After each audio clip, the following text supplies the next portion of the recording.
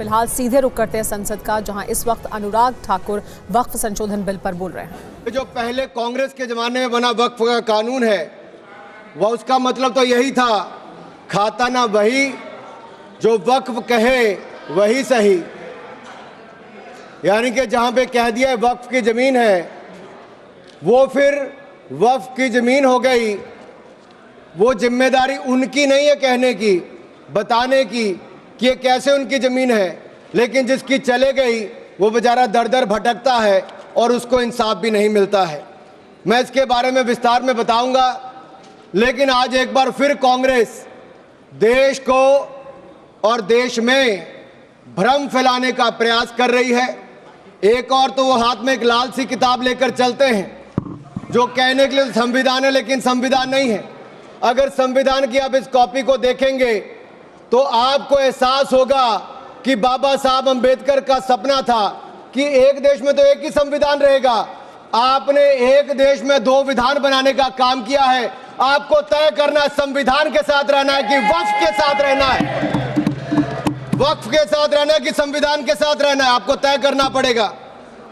और यही नहीं, और जो लोग बड़ी बड़ी बातें यहां पे कर रहे थे, उनको यही कहना चाहता हूं, ये हिंदुस्तान है, पाकिस्तान या तालिबान नहीं। यहां बाबा साहब का संविधान चलेगा, काबिले का फरमान नहीं, मुगलिया फरमान नहीं चलने वाला। यहां पर एक नहीं अनेक ऐसे उदाहरण देखने को मिलेंगे। माननीय सभापति जी, आज हम केवल संविधान संशोधन पर चर्चा नहीं कर रहे, लेकिन एक ऐसे समानांतर सत्ता को चुनौती दे रहे हैं जो दशकों से अनियंत्रित रूप से अस्तित्व में है। वक्फ संशोधन बिल 2025 केवल कानून में बदलाव नहीं, बल्कि एक संदेश है। संदेश स्पष्ट है कि देश में एक ही कानून चलेगा, भारत का संविधान, और भारत के संविधान के ऊपर कुछ नहीं है। वक्फ बोर्ड का उद्देश्य मुस्लिम समुदाय के कल्याण के लिए संपत्तियों का प्रबंधन करना था, लेकिन कांग्रेस और उसके सहयोगी दलों ने इस भूमि को अपारदर्शी और एक गैर जिम्मेदाराना तरीके से राजनीतिक संरक्षण देते हुए एक ऐसा साम्राज्य बनाया जहां पे इन्होंने इसको अपना वोट बैंक का एटीएम बनाकर रख दिया है। 70 सालों से इन्होंने यही किया है। 1947 में भारत ने एक विभाजन देखा है, वो एक परिवार और एक पार्टी के कारण वो विभाजन हुआ है। आज जमीन जिहाद, लैंड जिहाद के नाम पर हम दूसरा विभाजन नहीं होने देंगे, नहीं होने देंगे। एक स्पष्ट संदेश तो यहां पर देना ही चाहते हैं कि मोदी जी के राज में भारत में एक कानून, एक संविधान और एक भारत रहेगा। और एक स्पष्ट संदेश भी है, एक है तो सेफ है। और यही नहीं, हम क्या कह रहे हैं, हम कह रहे हैं कि इस बिल के माध्यम से पारदर्शिता लाएंगे। पारदर्शिता लाएंगे तो जवाबदेही भी तय करेंगे।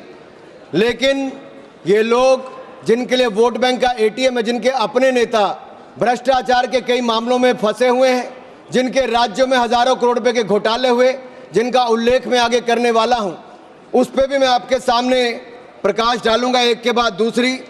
लेकिन सवाल ये खड़ा होता है कि 70 साल से ये प्रक्रिया जो चल रही है, चाहे 1964 की बात हो, 69 की बात हो, उसके बाद एक के बाद दूसरे संशोधन आए, 95 से लेकर 2013 तक इन्होंने इस कानून को इतना ऐसा बना दिया कि इसको चुनौती देने तक का भी हक कहीं नजर नहीं आता था। ना कोई ऑडिट, ना कोई निरीक्षण, बस भूमि अधिग्रहण की बात, शहर दर शहर, गली दर गली, इस पर एक तरह से कब्जे के बाद दूसरा कब्जा करने का काम किया गया।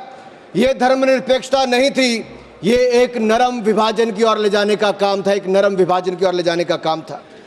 लेकिन हमने अब इस कानून में बदलाव किया है ताकि मुस्लिम समुदाय के सभी गरीब से गरीब व्यक्ति का भी इसमें भला हो सके। मुझसे पहले एक मुस्लिम समुदाय के एक सदस्य जो कांग्रेस पार्टी से आते हैं, वो अपना भाषण कर रहे थे। मैं उनको ही कहना चाहता हूं, अशरफ, अजलफ और अर्जल, क्या इनमें भी कोई अंतर है? और राहुल गांधी जी से पूछना चाहता हूं, और अखिलेश जी यहां पर पहले ज्ञान बांट रहे थे थोड़ा सा, क्या मुस्लिम समुदाय में भी जातियां हैं? क्या भेदभाव है? क्या छुआछूत है? लाल टोपी वालों का मैं बताऊंगा अभी 2017 में जब आपकी सरकार आपकी सरकार आने से पहले घोटाले कितने थे? एक नहीं अनेक। लेकिन इनके काले कारनामे आज खत्म हो जाएंगे सर। ये विधायक कांग्रेस की तुष्टिकरण की राजनीति का अंतिम संस्कार करने वाला है, मैं विश्वास दिलाना चाहता हूं। This will be the last nail in the coffin of Congress politics of appeasement. अगर आप देखिए, इन्होंने इससे पहले भी पंडित जवाहरलाल नेहरू जी ने पहले तो देश के विभाजन करने में काम किया, उसके बाद धारा 370-35 से देकर ऐसे जख्म दिए कि हजारों लोगों की मृत्यु हो गई। लेकिन ये नरेंद्र मोदी जी की सरकार थी जिसने धारा 370-35 को सदा के लिए खत्म करने का काम किया है। यह हमारी प्रतिबद्धता थी मुस्लिम समुदाय की बहनों की ओर। जो ट्रिपल तलाक से निजात दिलाने का किसी ने काम किया तो नरेंद्र मोदी की सरकार ने किया है। आपने तो वायदा किया था कि जो पाकिस्तान, बांग्लादेश और अफगानिस्तान में रह गए हैं उनको वहीं पर पूरा न्याय मिलेगा, लेकिन नहीं मिला। लेकिन उनको भारत में भी आकर अगर उनको नागरिकता देने की बात थी तो आपकी सरकार में 60 सालों में नहीं हुआ। सीएए कानून किसने बनाया? तो वो भी नरेंद्र मोदी की सरकार ने बनाकर वो काम किया है। मैं एक बात और इसमें कहना चाहता हूं, अगर इसमें एक के बाद दूसरा देखा जाए, कांग्रेस ने कहीं ना कहीं और कांग्रेस के सहयोगी दलों ने वोट बैंक के लिए संविधान का सौदा कर लिया है। और ये सौदा ही किया है, तभी तो हमने एक के बाद दूसरे उदाहरण देकर कहा कि आपने कैसे उसको अपना वोट बैंक किया, एटीएम बना के रखा। लेकिन ये जो बिल है ये अन्याय की जड़ पर प्रहार है और इस प्रहार के बाद सबको न्याय न्याय और न्याय ही मिलने वाला है। हमने कहा है कि प्रत्येक वक्फ संपत्ति रजिस्टर हो, पंजीकृत हो, उसके आंकड़े होने चाहिए और हर झगड़ा कानून के अंतर्गत हल हो, किसी डर और भय के अंतर्गत ना हो। आपको इस बात का क्यों डर है? अगर किसी को न्याय मिलता है, ट्रिब्यूनल के बाद अगर कोई हाई कोर्ट, सुप्रीम कोर्ट जाना चाहता है तो आप क्यों रोकते हो?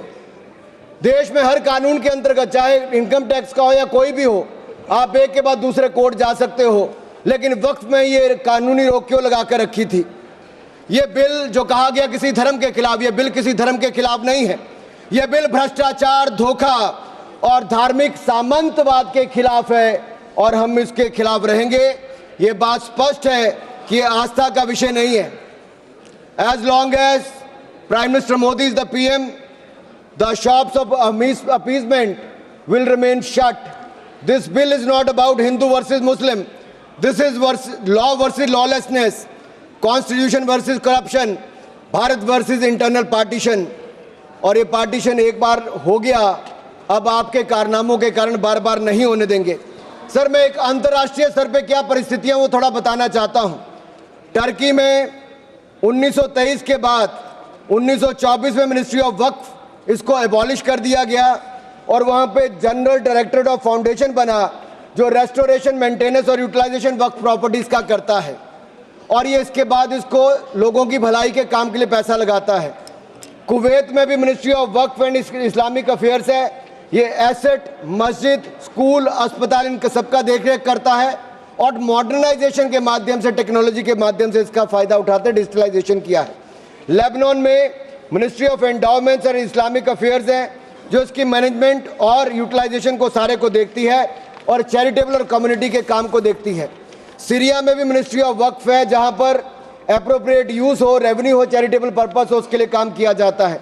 इराक में भी सुन्नी एंडोमेंट और शिया एंडोमेंट ऑफिस है और ये भी सीधा सेंट्रलाइज फ्रेमवर्क के माध्यम से काम करता है। सऊदी अरेबिया में जनरल अथॉरिटी ऑफ वक्फ है जो इंडिपेंडेंट पब्लिक बॉडी है। सिंगापुर में MUIS है जो स्टैट्यूटरी बॉडी है, वो मिनिस्ट्री ऑफ कम्युनिटी डेवलपमेंट के अंतर्गत है। ये वक्फ मैनेजमेंट के डिजिटल सिस्टम के माध्यम से काम करता है।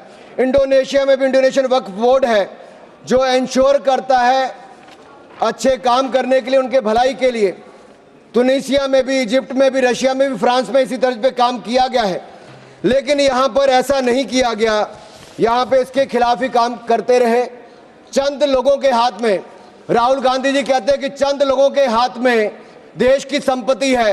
राहुल गांधी जी सदन में नहीं, लेकिन मैं उनको बताना चाहता हूं मात्र 200 लोगों के हाथ में आपने वक्फ बोर्ड दे रखे हैं और देश की लाखों करोड़ रुपए की संपत्ति उनको दे रखी है। क्या उनसे छुटकारा दिलाना चाहिए कि नहीं दिलाना चाहिए? क्या आम मुस्लिम को उसका लाभ मिलना चाहिए कि नहीं मिलना चाहिए? क्या मुस्लिम महिलाओं को, बच्चों को लाभ मिलना चाहिए कि नहीं मिलना चाहिए? क्या विधवाओं को लाभ मिलना चाहिए कि नहीं मिलना चाहिए? आप महिला विरोधी क्यों हैं? मुस्लिम विरोधी क्यों हैं? आप बदलाव विरोधी क्यों हैं? ये सवालों का जवाब आपको देना ही पड़ेगा। सर, एक कहावत है जो यहां पर बाहर कहा जाता है कि पता है यहां से बहुत दूर, पता है यहां से बहुत दूर और गलत और सही के पार एक मैदान है। पता है यहां से बहुत दूर, गलत और सही के उस पार एक मैदान है। मैं वहां मिलूंगा तुझे और अगर वक्फ का बस चला तो वक्फ की संपत्ति बन जाएगा। यानी कि जिस पे भी नजर रखोगे वक्फ की संपत्ति बन जाएगा और उसमें से आपको इंसाफ मिल नहीं पाएगा, क्योंकि ऐसी हालत कर दी है। सर, अगर आप देखेंगे वक्फ की सच्चाई क्या है, भारत में ऐसा कौन सा कानून है जिसने आपका घर, आपका मंदिर, यहाँ के आपके पूरे गांव छीन लिए? भारत में कौन सा ऐसा कानून है जिसने आपका घर, आपके मंदिर, आपके पूरे गांव छीन लिए? ये ऐसा कौन सा कानून है जिसके खिलाफ आप कोर्ट भी नहीं जा सकते? ये कौन सा ऐसा कानून है जो संविधान से भी ऊपर है? इसका नाम वक्फ है, जो कांग्रेस के समय बना है। सर, इसने गुरुद्वारे हो, मंदिर हो, घर हो, गांव हो, सब पे कब्जा करने का काम किया है। एक तुगलकी भी फरमान है सेक्शन 40, इसमें दान देने वाला किसी भी धर्म का हो सकता है, लेकिन देखभाल करने वाला मुसलमान ही होना चाहिए। ये मंदिर में तो ऐसा नहीं है। सरकारें मंदिर का, ये कर्नाटक की सरकार है कांग्रेस की, 450 करोड़ रुपया साल का आप इकट्ठा करते हैं, कहां खर्च करते हैं? कौन जवाब देता है उसका? एक एक रुपए का हिसाब आपको देना चाहिए था। क्या किसी मस्जिद का पैसा आपने लिया?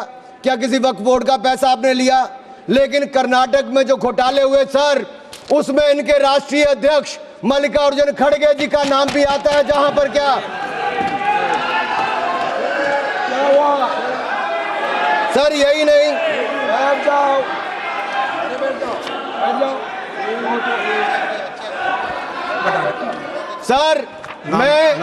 सर मैं इसको माननीय नहीं सर, मैं सबूत के रूप में सर मैं लाया हूं सब कुछ। मैं बोल दिया सर, ऐसा गिवन द डिसीजन निर्णय दे दिया बस। प्लीज सर, नाम नहीं लेता सर, मैं नाम वापस ले लेता हूं। सर, बड़ी मुश्किल से परिवार के बाहर सर, इसमें सर मैं टेबल कर देता हूं। सर मैं टेबल कर देता हूं। सर ये मैं टेबल कर देता हूं। सर सर, आपकी अनुमति हो तो मैं ऑथेंटिकेट करके टेबल कर देता हूं। सर जी, नाम वापस ले लिया। एक मिनट वापस ले लिया। ठीक है, एक मिनट आप सब बैठिए, आप सभी लोग बैठिए, आप सब लोग बैठिए। माननीय Venugopal ji please please sir, we are कौन सा रूल में बोल रहा है? to sir 352. while a member is speaking to him of the नाम डिलीट कर दिया, बताइए। sir हमने कैसे नहीं नो एक मिनट, आप लोग मत बोलिए। माननीय वेणुगोपाल जी, हमने नाम एक्सपांस भी डिलीट भी कर दिया और उन्होंने भी वापस ले लिया। उसके बाद और क्या है? उसके बाद क्या है?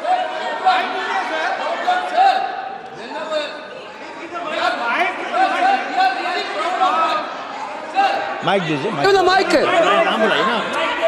एक मिनट वेणुगोपाल जी बोलिए, आप वेणुगोपाल जी बोलिए। Please be sit, all members please sit. sir, while he is speaking, he is totally misled the house.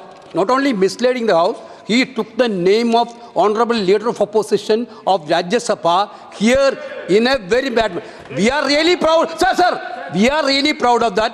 We are having a Congress president who came from the grassroots level of this country. Okay. With so much people. He didn't like Mallikarjuna Kharge ji because he is leading by his casteism. Okay, thank you that he- please continue sir, आप please माननीय please माननीय सभापति जी, आखिरकार कांग्रेस बोल ने दिया, अपनी single जातिवादी लीडर। सोच को सामने ले ही आए। ये कभी जाति के नाम पे, कभी क्षेत्र के नाम पे, कभी धर्म के नाम पर बांटने का काम करते हैं। मैंने किसी जात का नाम नहीं लिया था, लेकिन आप जाति को लेकर आए हो। और यही नहीं सर, ये रिपोर्ट देखिए, ये विधानसभा, कर्नाटक की विधानसभा में कांग्रेस के एक नहीं अनेक नेताओं के नाम आए जिसने वक्फ की प्रॉपर्टी को खाने का काम किया है, हजारों करोड़ के घोटाले करने का काम किया है। इसीलिए आप लोग पारदर्शिता नहीं चाहते, इसीलिए आप लोग ट्रांसपेरेंसी नहीं चाहते, इसीलिए आप लोग जवाबदेही नहीं चाहते। सर मैं इसको ऑथेंटिकेट करके रिपोर्ट को रखना चाहता हूं।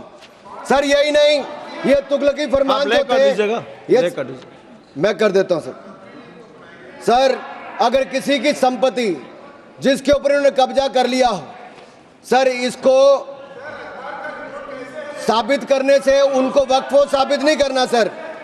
ये जिसकी प्रॉपर्टी है बेचारा, उसको धक्के खाने पड़ते एक से जगह दूसरी जगह के लिए। सर ये आम व्यक्ति के लिए एक अभिशाप है। अगर सरकारी जमीन छीनी जा सकती है, गांव के गांव छीने जा सकते, तो आप कल्पना कीजिए आम इंसान की प्रॉपर्टी को कैसे किया जाएगा। सर नो ऑब्जेक्शन सर्टिफिकेट लेके जाना पड़ता है। सर वक्फ का साम्राज्य इतना बड़ा हो गया कि 9 लाख एकड़ जमीन जो लाखों करोड़ की है। सच्चर कमेटी कब बनी? आपकी सरकार के समय बनी। 2006 में उसकी रिपोर्ट आई। आप क्यों हाथ पे हाथ धर के बैठे रहे? क्यों बैठे रहे? उन्होंने कहा था कि साल का 12,000 करोड़ रुपए की आमदन हो सकती है। पिछले 20 सालों में 2.5 लाख करोड़ रुपए की आमदन हो गई होती। आमदन होती तो मुस्लिम महिलाओं का, बच्चों का और मुस्लिम समुदाय का भला हुआ होता, लेकिन कांग्रेस पार्टी ने भला कभी चाह ही नहीं मुस्लिम समुदाय का, केवल वोट की राजनीति करके रखा। सर ये कितनी है? मॉरिशस जैसे 2 देश, उसके बराबर वक्फ बोर्ड की जमीन है। सिंगापुर जैसे 5 मिनट और मैं खत्म कर रहा हूं सर। मालदीव जैसे 12 देश, उसके बराबर वक्फ बोर्ड की जमीन है। सर लालू प्रसाद यादव जी जो सदन के सदस्य नहीं लेकिन आपकी सरकार में मंत्री थे, तब उन्होंने कहा था पटना की डाक बंगले की जमीन भी वक्फ बोर्ड खा गया, सरकारी गैर सरकारी जमीनें वक्फ बोर्ड खा गया। ये किसी और ने नहीं, लालू प्रसाद यादव जी ने कहा था। आप उस पर क्या कहना चाहते हो? ऑन रिकॉर्ड के पे कहा है। गरीब मुसलमान भी सर इस कानून का शिकार रहे। सर राजस्थान में रामगंज में वक्फ बोर्ड द्वारा मुसलमानों की जमीनें खाली करा दी, मुस्लिम महिला मर गई। उत्तर प्रदेश में लाल टोपी वालों की सरकार में, सर ये लाल टोपी के काले कारनामे उत्तर प्रदेश में देखे हैं। इनके उस समय के मंत्री ने सैकड़ों एकड़ जमीन खा गए वहां पे बैठ के आप लोग। सर यही नहीं, काले कारनामे इनके और भी हैं सर। मैं सर ये सारा आपकी इजाजत से, सर ये मुस्लिम विरोधी भी है, महिला विरोधी भी है, पसमंदा विरोधी भी है, अहमदिया विरोधी भी है, और ये विरोधी भी है। सर यही नहीं, प्लीज बैठिए सर यही नहीं, आपका बारी आएगा, आप ये गरीबों के उत्थान के लिए तब भी कुछ नहीं कर पाए सर। आप बैठिए सर ठीक रिकॉर्ड रखने का इन्होंने कुछ नहीं किया सर। हम क्या कहते हैं, शिया हो, अहमदिया हो, महिला हो, पिछड़े वर्ग के मुस्लिम समुदाय के लोग हो, उनको इसका सदस्य बनाइए। आप क्यों इसका सदस्य नहीं बनाना चाहते? आप मुस्लिम समुदाय में भी जातिवाद करते हो, उनके भी पिछड़े मुसलमानों को नहीं रखना चाहते। सर यही नहीं, sir Waqf is a state with in state. ये मुसलमानों का हक मारने का काम किया गया सर। यही नहीं सर, मैं आपको बताना चाहता हूं, जीरो अकाउंटेबिलिटी है वक्फ बोर्ड की, जीरो अकाउंटेबिलिटी। कैसा क्यों है सर? सर मनमोहन सिंह जी ने कहा था, कह सकता हूं, वेणु जी के नहीं कह सकता, कह देता हूं, पूर्व प्रधानमंत्री ने कहा था, आप सोच लेना किसने कहा था। पूर्व प्रधानमंत्री ने कहा था Muslim must have first claim on our resources. एक सदा हिंदू विरोधी रहे हैं, ये केवल मुसलमानों के पक्ष में किया, लेकिन आपने मुसलमानों के लिए कुछ नहीं किया। अगर मुसलमानों को पक्के मकान, पीने का पानी, अच्छी शिक्षा, भोजन, ये सब किसी ने दिया है तो नरेंद्र मोदी जी की सरकार ने दिया है। धन्यवाद। यही नहीं सर 3 मिनट में और सर खत्म कर रहा हूँ। 1 मिनट में खत्म कीजिए। सर 1 मिनट में हो नहीं पाएगा सर। सर ये देखिए सर, मैं रिपोर्ट लाया हूं सर, कहां से कहां तक इन्होंने राज्य दर राज्य कैसे हिंदुस्तान की जमीनों पे कब्जा किया है। सर ये देखिए सर, आंकड़े आपको दिखाते हैं, एक राज्य नहीं सर, केरल में ये कहते तो हैं कि ये वायनाड के बेटे हैं, बेटी हैं, लेकिन वहां पे भी वक्फ का कहर जारी है सर। पापी वोट बैंक का सवाल है, आप वायनाड में भी चुप रहते हो, कुछ करते नहीं हो। और वायनाड का रहनुमा कहने वाली आज गायब है, और वहां पर भी उनकी संपत्तियों पर हो रहा है। सर इसलिए चर्च ने भी कहा सर, केरल में तो रोज ऐसे हो रहा है सर, बेलगाम हो चुका वक्फ बोर्ड, किसानों मजदूरों हिंदुओं की जमीनों को इविक्शन नोटिस दे रहा है सर। एर्नाकुलम में सर 404 एकड़ जमीन पर दावा ठोक दिया है, 604 पिछड़े ईसाई और हिंदू परिवारों के घर छीन लिए। त्रावणकोर में सर राज परिवार की जमीन खा गए। केरल में कांग्रेस और वामदल ने मिलकर बिल पास कर दिया। कर्नाटक में 15,000 एकड़ की कहानी मैं आपको बता चुका हूं। तिरुचिरापल्ली में सर इन्होंने एक गांव में 1500 साल पुराने प्राचीन मंदिर के साथ लगती जमीन सर इस पे कब्जा करने की बात कही। सर सूरत के नगर निगम में सर मुगलों की संपत्ति बताने का काम किया। सर नगर निगम को भी सर बेट द्वारका के 2 द्वीपों पर दावा ठोक दिया है। क्या भगवान कृष्ण से पहले इस्लाम धर्म आ गया था? क्या भगवान कृष्ण से पहले इस्लाम धर्म आ गया था? सर यही नहीं, कल क्या आनंद भवन और नेशनल हेरिटेज पर आकर मैंने अभी बार सुना था कि आनंद भवन और नेशनल हेरिटेज पर वक्फ बोर्ड अपना दावा ठोकने वाले हैं, तो दे दोगे क्या? बता दिया। और यही नहीं सर, एएसआई संरक्षित स्मारकों पर भी सर यही नहीं सर, कर्नाटक में 53 ऐतिहासिक स्मारकों को वक्फ संपत्ति घोषित कर दिया है। मणिकाम ठाकुर सर यही नहीं सर, हम्पी सर्कल में 6 ऐसा संरक्षित कर लिया। सर यही नहीं सर, एएसआई के 120 प्राचीन स्थानों पर भी इन्होंने ऐसा किया है। सर ये किसान कल्याण की तो राहुल जी बात करते हैं, लेकिन कर्नाटक में इनकी सरकार में 15,000 एकड़ जमीन किसानों की छीनने का काम आपकी सरकार में आपके वक्त में किया है। सर ये किसान विरोधी है, ये महिला विरोधी है। और मैं इन सबसे कहना चाहता हूं सर, ऐसे काम नहीं चलेगा। ये कहते हैं कि पुराने कानून के तहत न्याय मिल जाएगा, सर न्याय नहीं मिलता।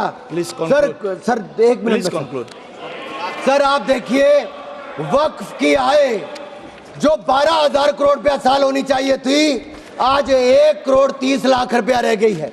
कौन खा रहा है पैसा वक्फ बोर्ड का? कांग्रेस के नेताओं के नाम आते हैं। सर यही नहीं, पश्चिम बंगाल में 1100 करोड़ रुपए का, तमिलनाडु में 2000 करोड़ रुपए का, महाराष्ट्र में हजारों करोड़ रुपए के घोटाले हुए। इन सब की सरकारों में कहे गए, मैं सारे सबूत लाया हूं, सारी रिपोर्ट्स लाया हूं। आपका अनुरोध करता हूं सर कि सारे के सारे ऑथेंटिकेट करके मुझे रखने का मौका दिया जाए। ये विपक्षी दल क्योंकि ये भ्रष्टाचार में जुड़े हुए हैं, हम वक्फ बोर्ड के भ्रष्टाचार को खत्म करना चाहते हैं। धन्यवाद सर। बस ये आखिरी लाइन है सर, ये नेशनल हेरिटेज में छपा है कि महाराष्ट्र में हजारों करोड़ रुपए का घोटाला, महाराष्ट्र में छपा नेशनल हेरिटेज में, और नेशनल हेरिटेज के घोटाले के रूप में कांग्रेस के एक नेता बेल पर है जो अपनी सेवाएं यहां पर दे रहे हैं। उसी नेशनल हेरिटेज में लिखा गया है ये कांग्रेस पंचतंत्र का वो बंदर है जहां रोटी के बंटवारे के नाम पर ये सारी रोटियां खा जाते हैं। सर ये मंदिरों की जमीन संपत्ति के नाम, ये विशेष कानून इसके लिए क्यों नहीं है सर? ये वक्फ के लिए क्यों है सर? इनका विचार साफ नजर आता है सर।